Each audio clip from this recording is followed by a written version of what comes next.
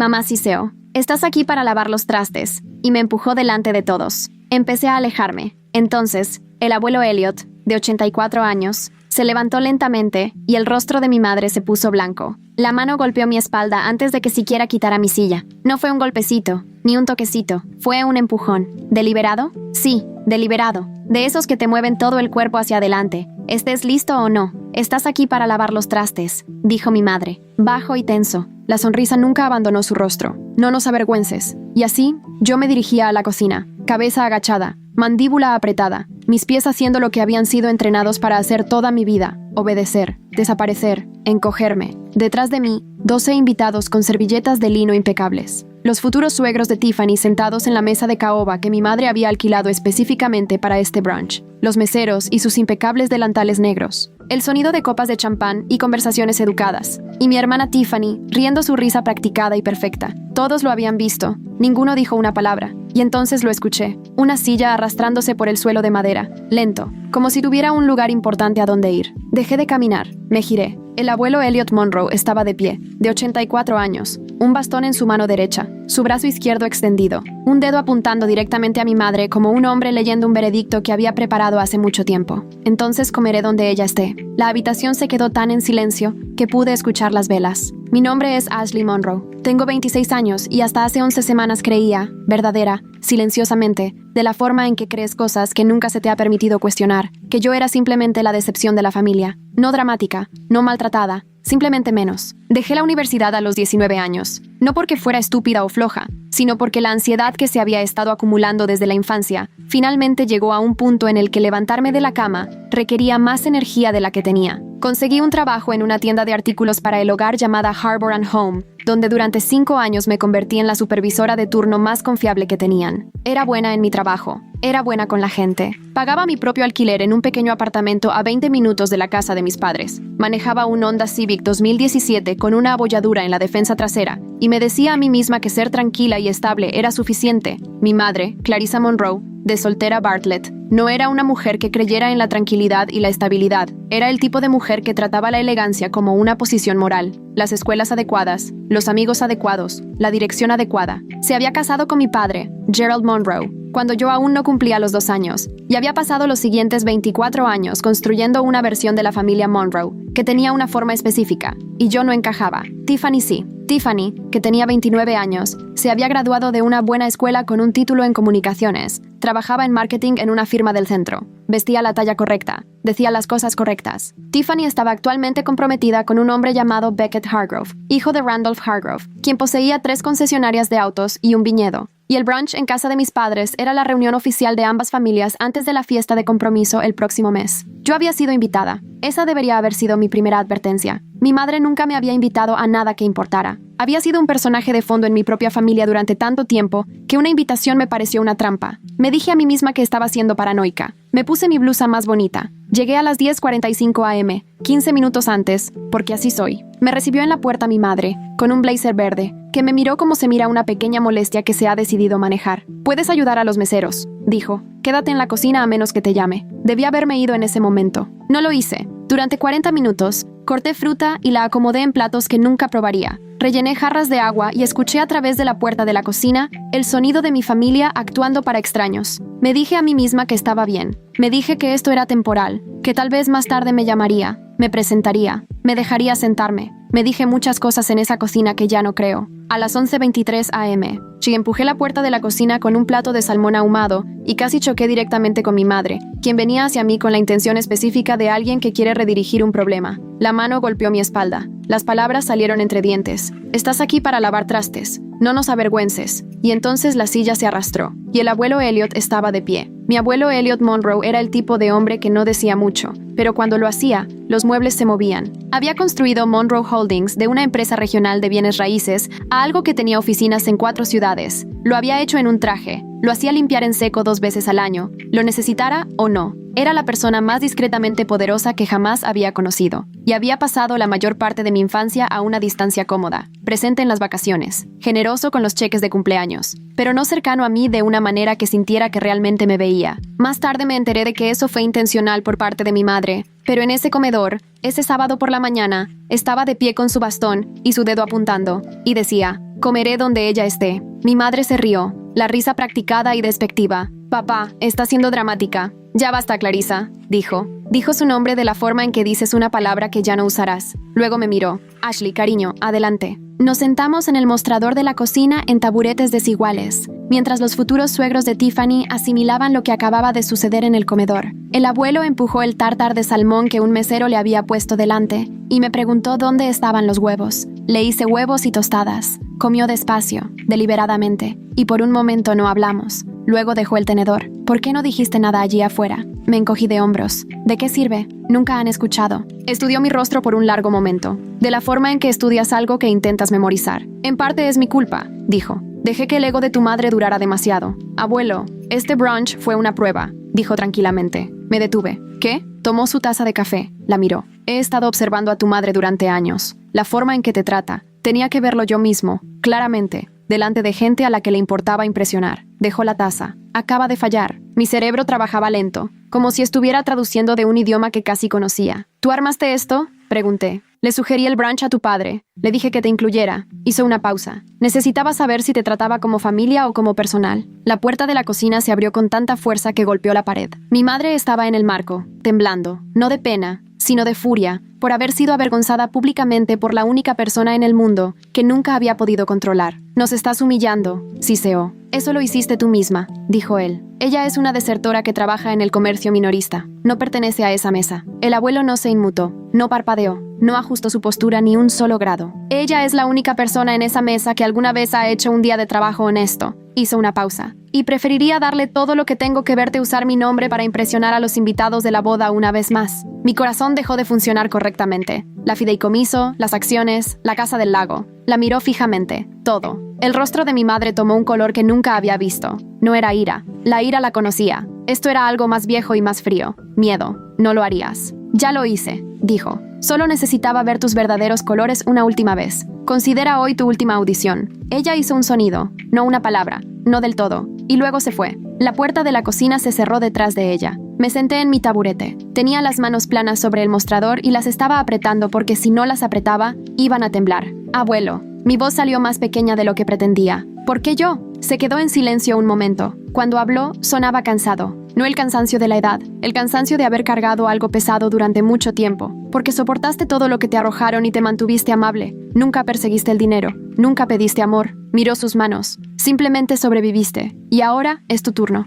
Estaba tratando de encontrar las palabras cuando su teléfono zumbó en el mostrador. Miró la pantalla. Su expresión cambió. «Hablando del diablo», dijo, y respondió en alta voz. La voz de mi madre resonó en la cocina como si ya estuviera a mitad de la frase, como si la frase se hubiera estado cociendo a fuego lento durante 20 años. «Me humillaste delante de la futura familia de Tiffany. ¿Sabes lo que eso nos cuesta? ¿Tienes alguna idea? Lo único que te costó fue tu derecho», dijo. «Esa muchacha ni siquiera pertenece aquí. Nunca lo hizo. Ni siquiera es...». Colgó. La cocina quedó en un silencio sepulcral. Lo miré. ¿Qué quería decir? Se frotó la sien con 2 dedos. Y me miró con la expresión de un hombre que ha temido un momento específico durante mucho tiempo, y finalmente lo ha afrontado. «Dime», dije. Lo que me contó durante los siguientes 20 minutos reorganizó cada recuerdo que había tenido. Clarissa Monroe no era mi madre biológica. Se había casado con mi padre cuando yo tenía 22 meses. Mi verdadera madre, mi madre biológica, era Grace Monroe, la hija de Elliot, la hija de mi abuelo. Grace había muerto a los 31 años de un agresivo cáncer de ovario que avanzó más rápido de lo que nadie había previsto. Había sido cálida y divertida, dijo el abuelo. Su voz era cautelosa y mesurada, el tipo de persona que recordaba el cumpleaños de todos y lo decía en serio. Había amado a mi padre, y me había amado a mí, y se había ido antes de que yo tuviera edad para conservar el recuerdo. Mi padre había conocido a Clarissa 14 meses después de la muerte de Grace. Ella había sido encantadora de la manera en que ciertas personas son encantadoras cuando quieren algo. Específica, dirigida, implacable. Se había casado con él en menos de un año. «Ella nunca me quiso», dijo el abuelo en voz baja y sin suavizarlo. «Me había conservado porque perderme le habría costado el matrimonio, el nombre, la posición. Había pasado 24 años tratándome como una carga de la que no podía deshacerse. Si no siempre tienes tiempo para ver las historias completas, recuerda que en la membresía del canal ya tienes disponibles las versiones resumidas de cada historia. El enlace está en la descripción y en el comentario fijado. Y siempre lo había enmarcado como disciplina, como estándares, como simplemente ser particular. No había sido disciplina, había sido resentimiento. Debí haber intervenido antes, dijo el abuelo. Eso es algo con lo que tendré que vivir. Estaba mirando el mostrador. Mi vista no se estaba nublando, pero quería hacerlo. Falta una cosa más, dijo. Metió la mano en el bolsillo de su chaqueta y colocó un sobre grueso sobre el mostrador entre nosotros. Color crema, tamaño legal. Mi nombre escrito en el frente con una letra que no reconocía. Grace tenía una hermana menor, dijo. Tu tía biológica. Se llama Ruth. Han intentado contactarte desde que eras niña. Las palabras cayeron una a una. Clarissa interceptó cada carta, dijo. Cada tarjeta. Cada intento que Ruth hizo para ser parte de tu vida. Lo miré. ¿Dónde está ella ahora? Se levantó lentamente, se apoyó en su bastón y caminó hacia la puerta trasera de la cocina. Giró la manija. La abrió. Una mujer estaba al otro lado, aproximadamente de 60 años. Cabello castaño que se estaba volviendo plateado en las sienes. Ojos suaves que eran, de una manera que me detuvo la respiración por completo, exactamente como los míos. Levantó una mano en un pequeño y nervioso saludo, como si lo hubiera estado practicando por un tiempo y no estuviera segura de hacerlo bien. Y entonces mi teléfono zumbó. Número desconocido. Necesitamos hablar antes de que el abuelo firme algo.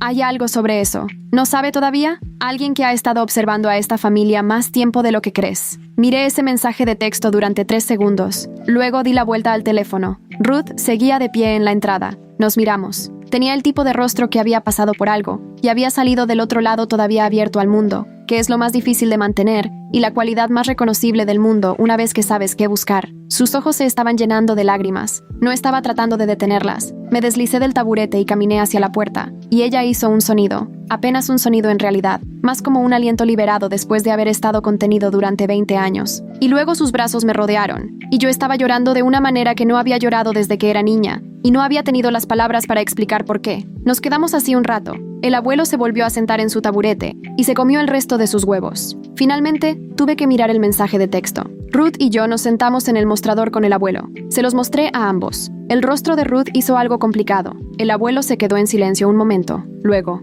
alguien ha estado observando a esta familia. ¿Quién diría eso?, pregunté. Ruth y el abuelo intercambiaron una mirada. Tu madre, dijo Ruth con cautela. Ha estado manejando muchas cosas durante mucho tiempo. Las cartas fueron solo el comienzo. ¿Qué más?, dije. Otra mirada entre ellos. Hay documentos, dijo Ruth. Cosas que Clarissa firmó. Cosas que archivó. Con respecto a la planificación patrimonial de tu padre y la estructura fiduciaria de Elliot, hizo una pausa. He estado trabajando con un abogado, discretamente, durante unos 18 meses. Miré a mi abuelo. ¿Sabías esto? No todo, dijo. Ruth abrió su bolso y sacó una carpeta. Después de que Grace murió, tu padre estableció una herencia secundaria que estaba destinada a pasar directamente a ti en tu 25º cumpleaños. Nunca se activó. Puso la carpeta sobre el mostrador, porque alguien presentó una petición para que se modificara la herencia, citando un documento certificado por el tribunal que listaba a Clarissa como tu tutora legal y afirmaba que había sido adoptada formalmente. Se me cayó el estómago. Nunca fui adoptada, dije. No, dijo Ruth. No lo fuiste. La abogada se llamaba Margaret Cho,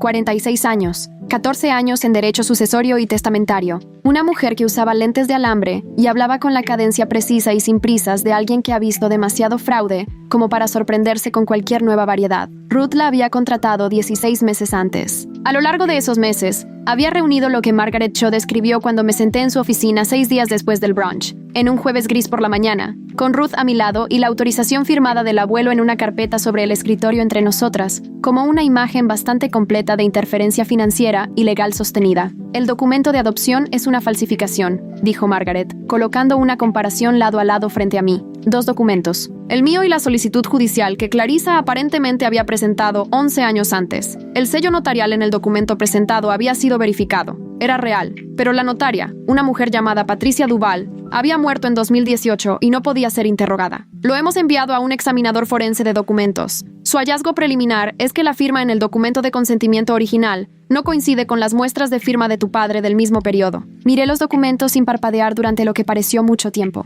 ¿Ella falsificó la firma de mi padre?, dije, preliminarmente. Sí, eso es lo que sugiere la evidencia, en una adopción falsa. En una petición ante el tribunal sucesorio para modificar los términos de la distribución del fideicomiso, Margaret cruzó las manos sobre el escritorio, lo cual Si se hubiera presentado legítimamente, habría sido denegado porque ya tenías 14 años en ese momento y hubieras necesitado dar tu consentimiento, pero no se presentó legítimamente. ¿Qué significa esto para el fideicomiso? Dije. Significa que la enmienda es inválida, lo que significa que la estructura fiduciaria original, la intención de tu padre, hizo una pausa. El fideicomiso valía aproximadamente $340,000 en el momento de tu 25 cumpleaños. Con intereses acumulados y crecimiento de la inversión, actualmente estamos buscando cerca de $480,000. El número no se sentía real. Nada se sentía real. ¿Y la persona que envió el mensaje de texto? Pregunté. Margaret y Ruth intercambiaron una mirada. Creemos que fue la hija de Patricia Duval, dijo Ruth. Encontró registros en los archivos de su madre después de que ella falleció. No estaba segura de qué hacer con ellos.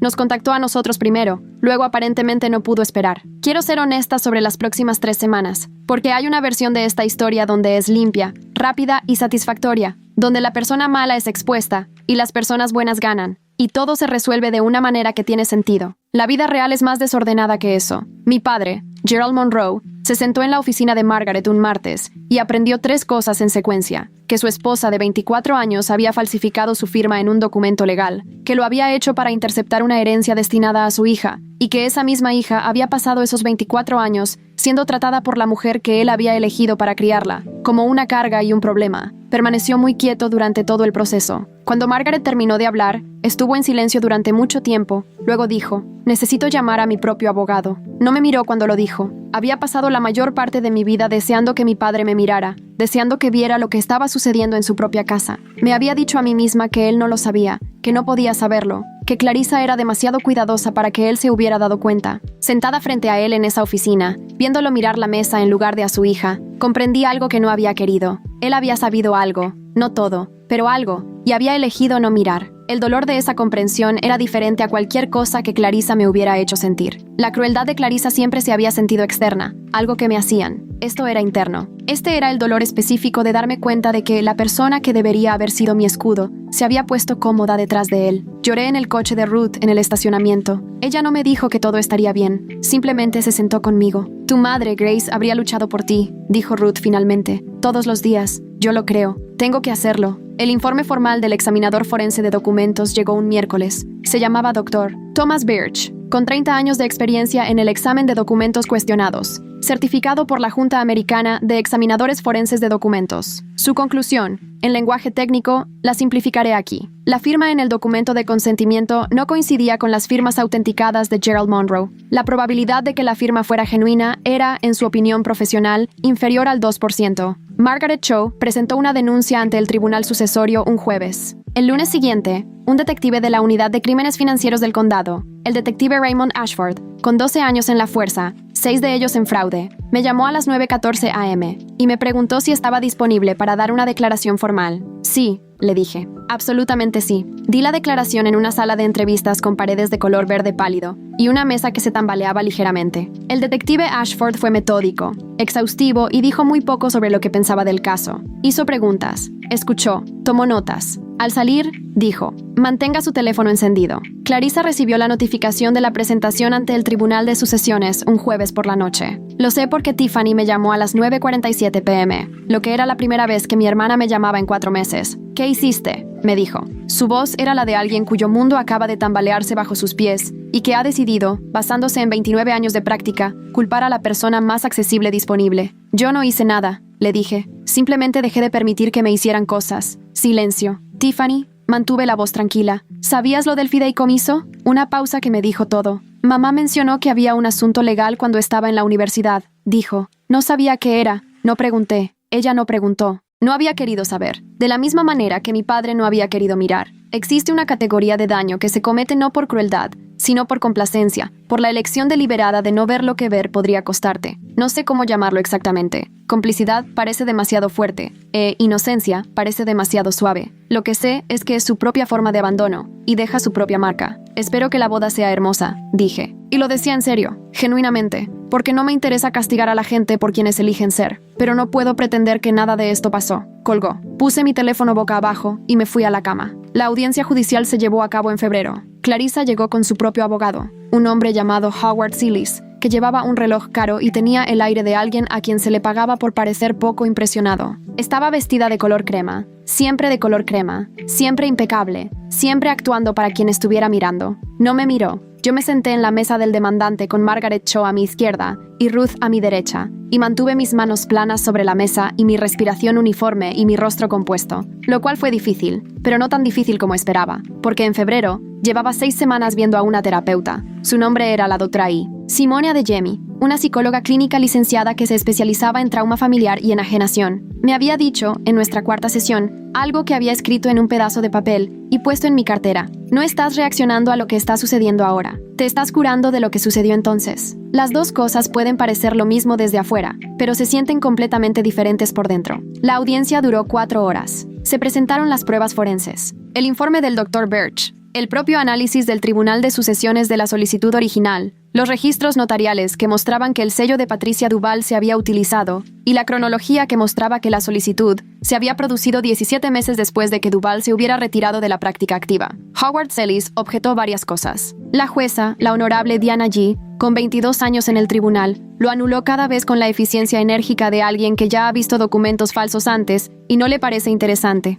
A las 3:47 p.m., la jueza G. dictaminó que la enmienda del fideicomiso de 2013 era inválida, presentada sobre la base de una petición fraudulenta, y ordenó que el fideicomiso se restableciera a sus términos originales. También remitió el asunto a la oficina del fiscal del distrito para la revisión de posibles cargos criminales. Dijo esta última parte, como se dice algo que es simplemente el siguiente paso lógico, sin dramatismo, sin pausa, solo la maquinaria limpia de la consecuencia. Clarissa fue acusada de falsificación, fraude ante el tribunal y robo por engaño en abril. No pretenderé que esto se sintió como pensé que se sentiría. Había esperado algo catártico, algún clic final del universo restaurando su equilibrio. Lo que realmente sentí, sentada en la cocina de Ruth, cuando me dijo que las acusaciones habían sido presentadas, fue cansancio, no amargura. Solo el cansancio tranquilo y específico de alguien que ha estado sosteniendo algo durante mucho tiempo y finalmente se le ha permitido soltarlo. Mi padre solicitó el divorcio en marzo. No conozco los detalles y no he preguntado. Su abogado se puso en contacto con Margaret Cho para confirmar que no impugnaría el fallo testamentario. Esa es la extensión de nuestra comunicación actual. Todavía no sé cómo tener una relación con mi padre.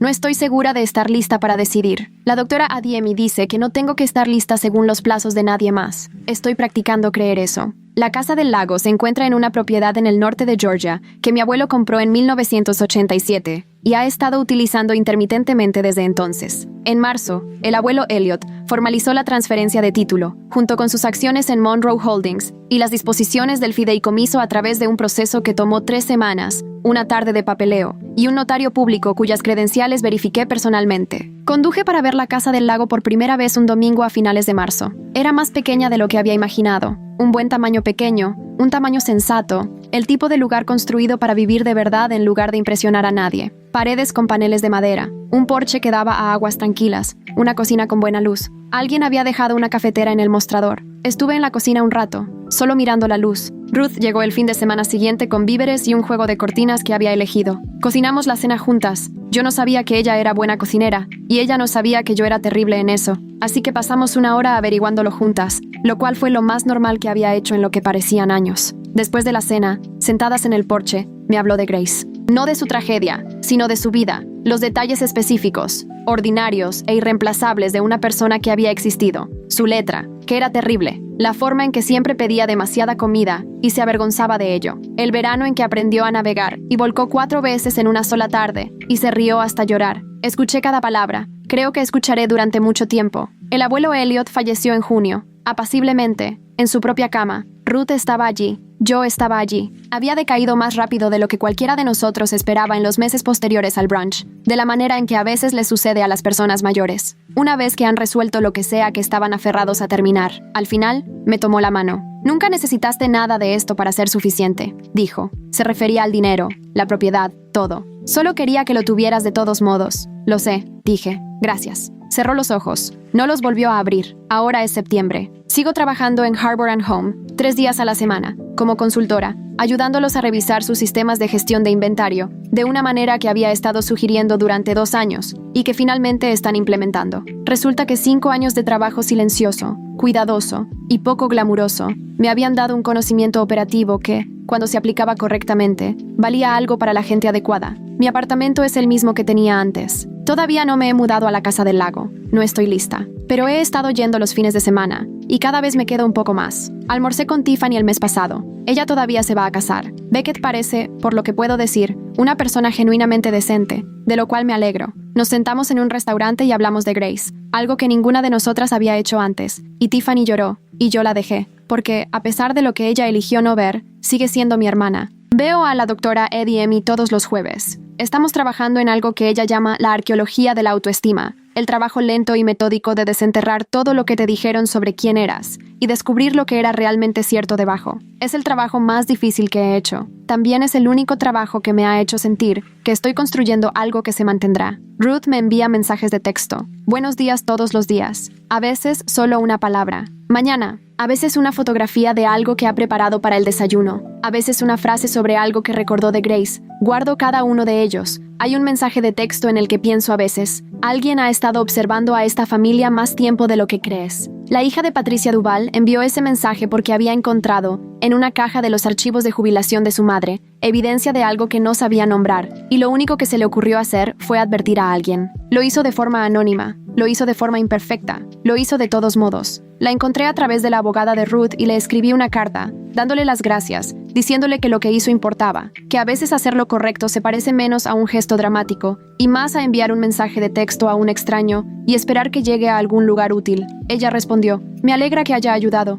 Tu mamá, Grace, mi madre, siempre dijo que era la clienta más amable que jamás había tenido. Leí eso una vez, y luego otra, y luego doblé la carta y la puse en el sobre con las otras cosas que ahora guardo. Las cosas que prueban que ella era real, y buena, y mía. El bastón de mi abuelo está en la esquina de mi sala. No lo pedí específicamente. Simplemente estaba allí, en la casa, después de todo. Un bastón de madera liso con punta de goma, del tipo que pertenecía a un hombre que lo usaba porque lo necesitaba, y por ninguna otra razón. Lo miro a veces, y pienso en una silla arrastrándose por un suelo de madera, lenta, deliberada, y en un hombre de 84 años levantándose en una habitación llena de gente que había pasado décadas sentada. Él dijo su nombre como un veredicto. Me miró como si yo ya valiera todo, y sé que ese momento fue la primera vez en mi vida que comprendí lo que se siente ser elegida, no por lo que has logrado o por lo que vales o por lo que puedes darle a alguien, simplemente elegida por sobrevivir, por mantenerte amable, por ser exactamente quien eres en una familia que pasó años diciéndote que eso no era suficiente. Todavía estoy aprendiendo a vivir dentro de ese sentimiento,